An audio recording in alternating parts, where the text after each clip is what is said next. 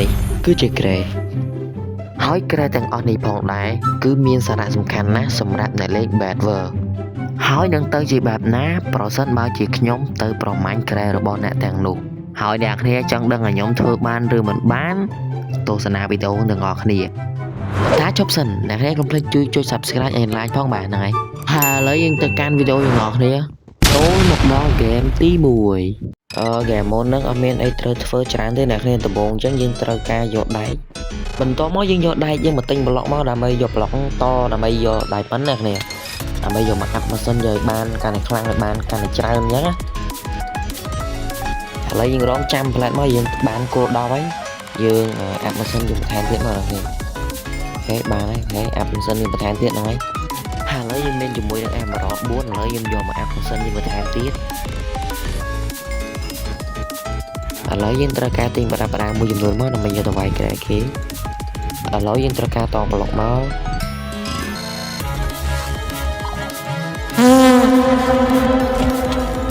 អ្នកគ្នាឃើញថាទឹកដៃយើងវាខ្លាំងប៉ុណ្ណាបាទដើរvàoនឹងធ្លាក់បាទប៉ុន្តែឥឡូវយើងកុំចុះចាញ់មកហើយយើងមកម្ដងទៀតបាទ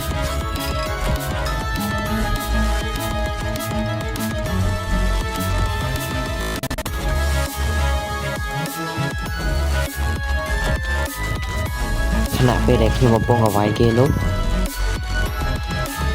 អ្នកទាំងអស់គ្នាបានឃើញស្រាប់ហើយការកែរបស់ខ្ញុំត្រូវបានកំទេចបាត់ទៅហើយដូច្នេះកាលណាបើខ្ញុំដើរធ្លាក់ឬក៏ត្រូវបាននរណាគេសម្លាប់ខ្ញុំនឹងត្រូវបានចាញ់តែម្ដងហើយពេលនោះផងដែរ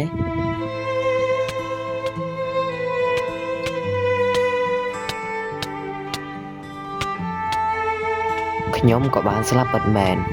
ដូច្នេះគោលដៅដែលខ្ញុំចង់កំទេចក្រែគេគឺត្រូវបានបរាជ័យបាត់ទៅហើយទោះបីជាខ្ញុំបរាជ័យក្តីខ្ញុំជាកូនខ្មែរខ្ញុំត្រូវតែធ្វើម្ដងទៀតហើយត្រូវតែធ្វើបាន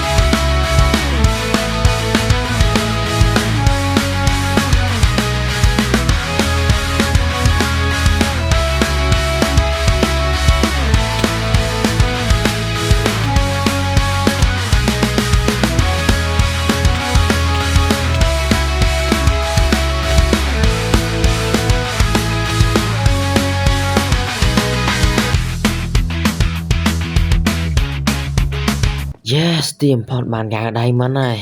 ប៉ុន្តែវាយនឹងងាប់ហើយ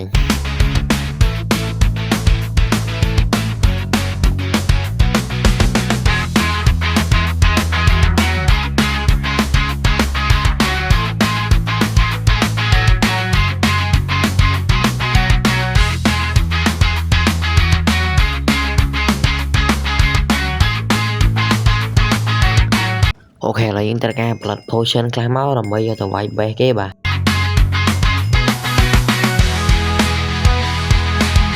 អូខេឥឡូវខ្ញុំគិតតែដល់ម៉ោងហើយឥឡូវយើងត្រូវការដល់ម៉ោងទៅកំចាត់មនុស្សទាំងអស់គ្នាបាទកណាពីនេះដែរគឺថាកូនខ្មែរយើងចូលកាប់មួយបោក potion 1 2ចូលកាប់ងាប់មួយអូខេសងមួយទៀតកាប់ទៅទៀតកាប់ yes ងាប់ let's go កូនខ្មែរធ្វើបានណាគ្នាចុំសល់មួយទៀតភ្លេចមើលងាប់ yes កាប់ spam អូអូននេះចេះកាប់នេះគ្នាអូននេះចេះកាប់អញកាប់ yes ងាប់ yes ទីបំផុតប៉ុន្តែយកអត់ធន់ឈ្នះណាគ្នានៅសល់តែ2 3នាក់ទៀតទេដែលនៅក្នុង team ផ្សេងទៀតអញ្ចឹងយើងត្រូវសម្រាប់ពួកគេហ្នឹងហើយដើម្បីទទួលជ័យជំនះហើយគណៈពេលដែលខ្ញុំកំពុងរៀបចំឲ្យវាយបានសុកស្រាប់តែឃើញសរុបមកគឺ enemy ស្លាប់ដោយការដើរធ្លាក់ខ្លួនឯង